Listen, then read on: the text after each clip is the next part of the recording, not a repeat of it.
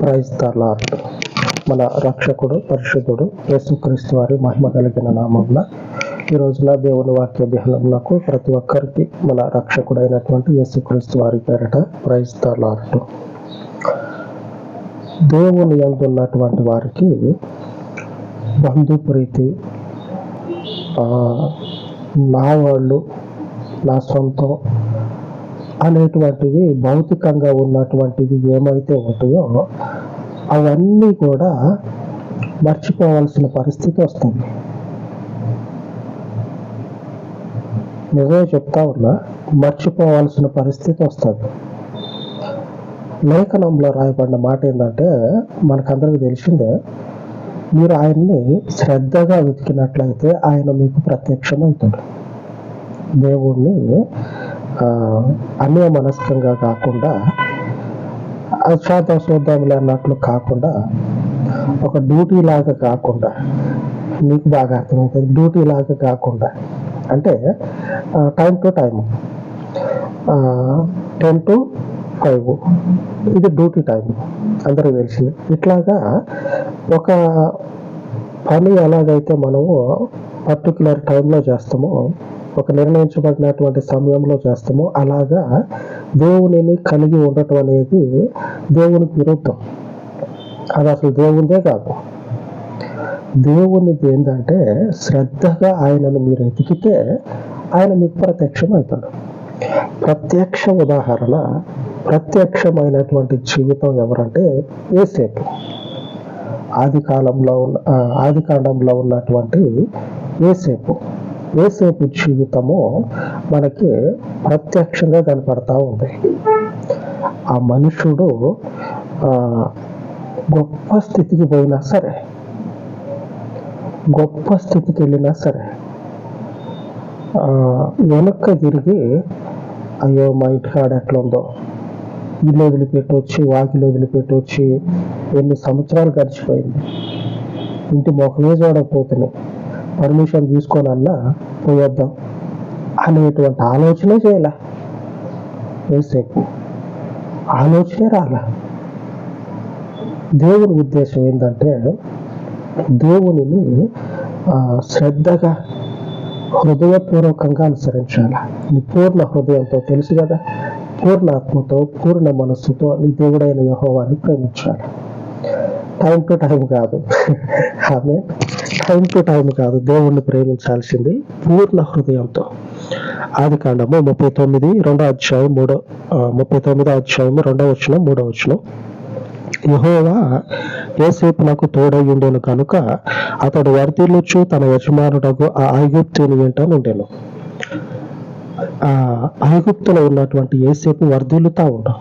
ఎప్పుడంటే నా ఇల్లు వాకిలి అనేటువంటి ఆలోచన మర్చిపోయి, దేవునిది, నేను దేవుని మనిషిని, నేను దేవుని కనుసన్నల్లో ఉన్నా అనేటువంటి ఆలోచన కలిగి దేవుని శ్రద్ధగా వెతకటం మొదలుపెట్టడం. ఇదేంటిదంటే, యవ్వన కాలంలో శ్రద్ధగా వెతికితే, వింటూ ఉన్నారేమో చాలా మంది, గుర్తుపెట్టుకోండి, యవ్వనంలో ఉన్నప్పుడు పరిశుద్ధతని ఎంతగా మీరు కాపాడుకుంటారో అంతగా దేవుని దగ్గర బలాన్ని పొందుకుంటారు. జ్ఞాపకం పెట్టుకోండి, పరిశుద్ధంగా ఉండండి. దానిని కాపాడుకోవటం కోసం తెగింపు కలిగి బతకండి. ఆమె ఏది కూడా, వ్యభిచారం కావచ్చు, లేకపోతే ఇంకా ఇంకొకటి తాగుడు కానీ, తిరుగుడు కానీ, ఈ అడ్డమైనటువంటి చెడు స్నేహాలు, వీటంబడి పోవద్దు. యవ్వనంలో ఉన్నప్పుడు దేవునికి పరిశుద్ధంగా ఉండటం కొరకు తెగించి బతకండి దేవుని కోసం. ఎవడు ఏమనుకున్నా, ఎవడు ఎన్ని మాటలు మాట్లాడినా చెవుటోన్ లాగానే బతకండి. ఆమేన్. దేవునికి స్తోత్రం. చెవులు లేవు అని బతకండి. వాడు మాటకి ఎగిరి పడితే తర్వాత ఎగరటానికి జీవితం ఉండదు.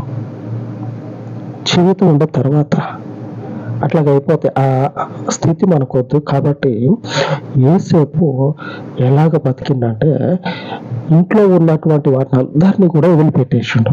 అసలు ఆలోచనే రాకుండా దేవుని ఎడల బతుకుతా ఉన్నాడు.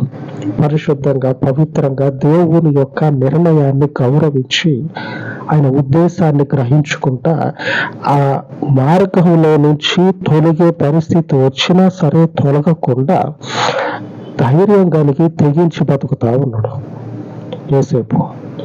3వ వచనంలో రాయబడినది, యెహోవా అతనికి తోడై ఉండెననియు అతడు చేసినదంతయు అతని చేతిలో యెహోవా సఫలము చేసెననియు అతని యజమానుడు చూచినప్పుడు యోసేపు మీద అతనికి కటాక్షము కలిగెను గనుక అతని యొద్ద పరిచర్య చేయువాడాయను. మరియు అతడు తన ఇంటి మీద విచారణకర్తగా అతని నియమించి తనకు కలిగిన దాంతో అతని చేతికి అప్పగించెను.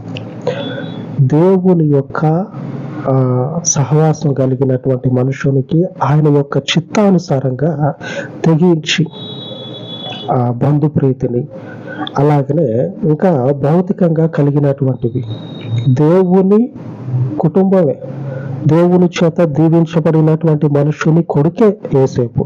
అయినా కానీ అటు తండ్రి గుర్తులేడు, అన్నదమ్ములు గుర్తులేరు, అటు తల్లి అక్కడ ఉన్నటువంటి పిన్నమ్మలు గుర్తులేరు, ఎవరు గుర్తులేరు. నయ్యి అంటారు కదా, అట్లాగే ఎవరు గుర్తు లేకుండా అయిపోయింది. దేవుని యొక్క పవిత్రమైనటువంటి మార్గంలో ఉన్నప్పుడు ఇదిగో ఈ ఆశీర్వాదం ఎదురవుతుంది. తెలియనటువంటి ప్రదేశంలో, అన్య జనాంగం మధ్యలో దేవుడు తోడై ఉండటం, నాకు దేవుడు తోడుగా ఉండు, నాకు అది ఉంది ఇది ఉంది, వచ్చి తల ఎడబెట్టి నేను ప్రార్థన చేస్తా, నువ్వు మస్తుగా బాగుపడతావు చెప్పుకోవట్లే యోసేపు. ఆ ఇంటి యజమానుడు కనిపెట్టేసిండు. ఈ పొలగాడు నిన్న పని వచ్చిండు, ఈడు ఎటు పోయినా సరే అక్కడంతా అంతకు మునుపు చెదారం అంతా గబ్బు ఉండేది. ఈ పిల్లగాడు పోయిన ప్రతి దగ్గర కూడా గబ్బంతా పోయి ఆ నుంచి సువాసన రావడం మొదలవుతా ఉంది. అది ఈ యజమానుడు గుర్తించిండు. ఈ పిల్లగాడితో ఏదో ఉందిరా అనుకొని మొత్తానికి ఇల్లంతా తీసిపోయి ఆ పిల్లగాడి చేతిలో పెట్టిండు. ఆ పిల్లగాడి చేతిలో పెట్టిండు. ఖాళీ తినే గిన్నెలో ఏముందో అదొక్కటే చూసుకునేటోడు. ఇంటి యజమానుడు ఆ మనుషుడు తినేటువంటి గిన్నెలో ఏముందో అదొక్కటే చూసి జీవితం గడుపుతా ఉన్నాడు. మిగిలినంతా యోసేపుకి అప్పచెప్పిండు. దేవుని యొక్క సహవాసం చూడండి ఎంత ఆశీర్వాదాన్ని తీసుకొని వస్తా ఉందో. ఆయన తోడై ఉంటే మన జీవితాల్లో గొప్ప దీవెన ఉంటుంది. ఏ పని చేయి ఆశీర్వాదం ఉంటుంది. ఆ మనుషుడు ఉన్నటువంటి ఆ ఇల్లు దినదినము కూడా ఆశీర్వాదంతో నిండిపోతా ఉంది. ఎటు చూసినా సరే నెమ్మది, సమాధానం అనేది ఆ ఇంట్లో ఉన్నటువంటి వారికి కనపడతా ఉంది. ఇదంతా ఎట్లా కలిగింది? మొన్న లేదు ఇంత స్థితి. ఈ పిల్లగాడు వచ్చిన దగ్గర నుంచి జరిగింది. కానీ ఈడు ఏదంటే అంటారు కదా మనకి వాడుక భాషలో, పోనియొద్దు పిల్లగాడిని, ఇంటి నుంచి పోనియొద్దు, ఆ పిల్లగాడిని అజ్జగించి బొజ్జగించి పోతా అన్నా సరే దగ్గరనే పెట్టుకోండి అని చెప్తారు కదా. అట్లాగా యోసేపు ఏం చేసిందంటే మంచి ఆలోచన చేసి ఆ ఇంటి అంతటిని కూడా యోసేపుకి అప్పచెప్పాడు. దేవుని వాగ్దానం సెలవిస్తా ఉంది, బంధుప్రీతి కానీ భౌతికంగా ఉన్నది ఏదైనా సరే, కొన్ని సందర్భాలు ఆత్మీయంగా కూడా యోసేపు జీవితాన్ని చూస్తే అదే కనపడతా ఉంది. ఆత్మీయంగా కూడా ఆ యోసేపు తండ్రి దేవుని చేత ఆశీర్వదించబడ్డ మనుషుడు. అదేంటి, నేను దేవుని పని చేస్తూనే ఉన్నా, మా నాన్న దేవుని చేత ఆశీర్వదించబడిన మనిషే కదా, మరి మా నాయన్ని విడిచిపెట్టి ఉండొచ్చునా, తప్పు కదా అని పోయిన మనిషి కూడా కాదు. ఎందుకంటే దేవుని యొక్క చిత్తం ఏమున్నదంటే ఆ మనిషి తిరిగిపోవడానికి లేదు. ఆ తల్లిదండ్రులే ఈ మనిషి దగ్గరకు వస్తారని ఉంది, కానీ దేవుని తీర్మానం ఈ యోసేపు తిరిగిపోయినట్టు లేదు. కాబట్టి ఇక కష్టమైనా నష్టమైనా చనిపోయినా బ్రతికినా ఇక్కడనే, ఇక అక్కడికి కాదు. అక్కడికి ఏదన్నా ఉంటే ఇక్కడికే వస్తుంది, కానీ ఇక్కడికి అక్కడికి పోవద్దు అని తీర్మానించుకొని దేవునితో పాటు బతుకుతా ఉంటే ఆశీర్వాదాన్ని ఆ మనుషుడు ఉన్నతంగా చూసిండు. దేవుని వాగ్దానం సెలవిస్తా ఉంది, జ్ఞాపకం ఉంచుకోండి. మీరు చేసేదంతా చక్కగా జరగాలంటే దేవుని తీర్మానం ఏమై ఉందో ఆ తీర్మానాన్ని పాటించండి. ద్వితీయోపదేశకాండము 29:9 రాయబడింది. ఈరోజు మన దేవుని వాక్య ధ్యానము.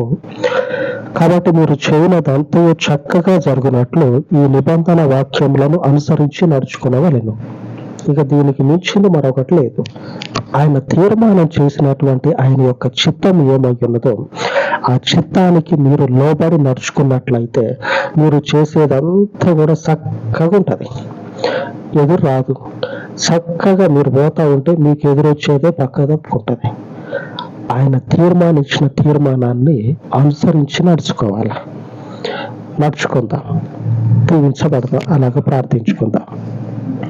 పరిశుద్ధుడు అయిన తండ్రి, ఏదో కాలమందు మీ పాద సన్నిధి యొద్ద ప్రార్థిస్తూ ఉండగా దీవించువాడవు, శక్తి కలిగినటువంటి పరిశుద్ధుడవు, నీ చిత్తానుసారముగా జీవించుటకు యేసేపు వలె తండ్రి మీ యొక్క నిబంధనను గ్రహించి నిబంధనలో నిలిచి ఉండుటకు కృప చూపమని, ఎన్ని శ్రమలు మరెన్ని ఇరుకులు ఇబ్బందులు వచ్చినా సరే తీర్మానమును విసర్జించకుండా, తీర్మానమును త్రోసివేయకుండా నిలిచి ఫలించింది తండ్రి స్థిరపరచుకున్నటకు మీ కనికరమును మీ కృపను మా మీద సమృద్ధిగా కుమరింపచేయమని, నీవు నిలపగలిగిన దేవుడవు, పడిపోకుండా నిలబెట్టగలిగినటువంటి శక్తిమంతుడవు కనుక ఈ పరిచర్యని కాపాడమని, నిలబెట్టమని, స్థిరపరచమని, అనేకులను తండ్రి మీరు దర్శించి వారి జీవితాలలో మీ పరలోకపు శాంతిని స్థిరపరచమని, సమస్త మహిమను మీకు ఆపాదించి యేసుక్రీస్తు దయగలిగిన నామమున ప్రార్థించి వేడుకొనుచున్నాను తండ్రి. ఆమేన్, ఆమేన్. మన పరిశుద్ధుడైన దేవుని కృప నిత్యము మనకు తోడయ్యుండును గాక. ఆమేన్, ఆమేన్.